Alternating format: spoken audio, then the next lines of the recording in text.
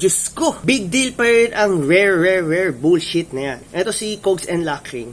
Idogs ko to eh. Friend ko yan from Batangas. Wash out shout out sa mga pixie dyan na taga Batangas, no?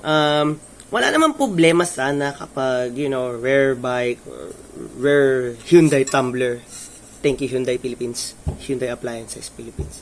Ang problema lang naman din kasi is minsan pinapabloat nila ng todo yung pagka-rarity. So, gets ko din yung tong galit ni Cogs and Lockings na bullshit yung ibang pagka-rarity. Kasi totoo naman eh. Let's say, yung dapat value ng isang rare, 10,000 lang, 15,000. Kagawin 50 million, something like that. Exaggeration, pero you get my point. So yeah, minsan nakakainis talaga na binibloat nila kahit hindi naman dapat i-bloat yung mga prices ng mga rare stuff. I mean, may tamang price ang rare. Ang pangit lang is tinotodo nila yung price, Para sa akin, may pumapatol naman din kasi. So, nag-enable lang lahat ng mga tao kaya tinotodo din yung prices ng ng mga rare shit.